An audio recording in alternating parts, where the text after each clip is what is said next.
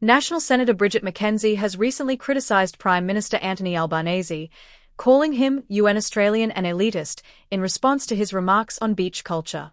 The controversy began during a Tuesday interview on the Today Show, where the Prime Minister addressed the growing debate around beachgoers who set up cabanas early in the day to reserve prime spots, leave the beach, and return later.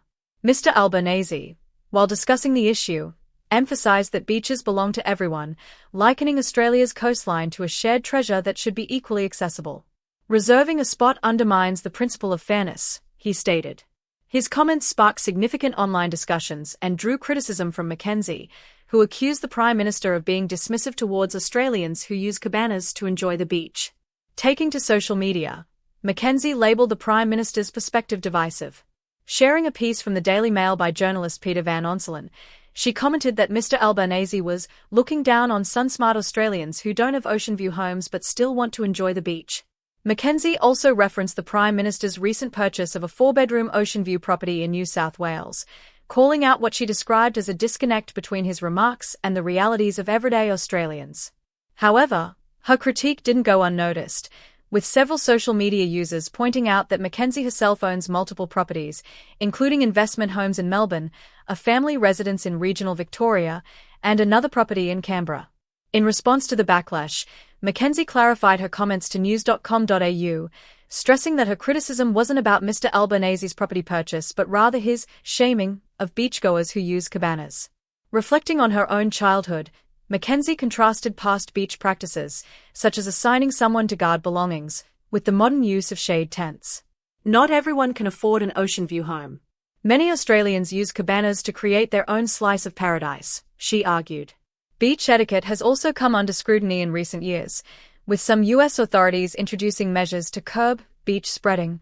However, Australian coastal councils, including Waverley and Northern Beaches, have stated that such restrictions are unnecessary. They encourage beachgoers to be considerate and to choose less crowded areas. Etiquette expert Kate Hustler offered advice for the summer, suggesting beachgoers respect personal space, especially during peak times. In another development, McKenzie made comments linking the federal government to an apparent rise in antisemitic attacks across Australia. She accused the government of being internally conflicted in its response to the October 7, 2023, Hamas terror attack on Israel, which resulted in over 1,200 Israeli deaths and the abduction of hundreds. The attack led to a military response from Israel in Gaza, causing thousands of casualties. While the federal government condemned the initial Hamas attack, it diverged from allies like the US by advocating for a ceasefire at the United Nations. McKenzie suggested that this mixed stance was sending subtle signals that embolden anti-Semitic sentiments within Australia. We cannot downplay these attacks. Jewish Australian children are being harassed on their way to school, and Jewish businesses are being targeted, McKenzie stated.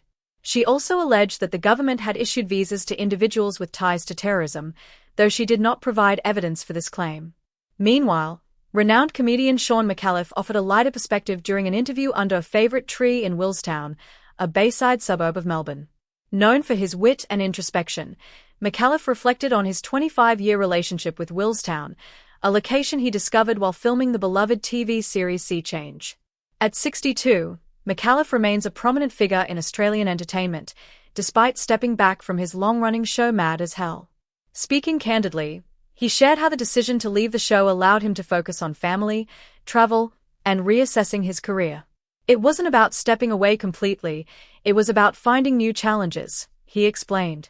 Since then, McAuliffe has continued to engage audiences, notably through Eve of Destruction on the ABC and Sean McAuliffe's Origin Odyssey on SBS, where he collaborates with younger comedians to explore diverse cultural backgrounds.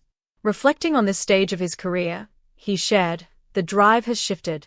I now prefer to focus on projects I either didn't get right the first time or never tried before. As always, I'll keep you updated on these developments. Don't forget to like, subscribe, and stay tuned for more insights into the latest Australian news."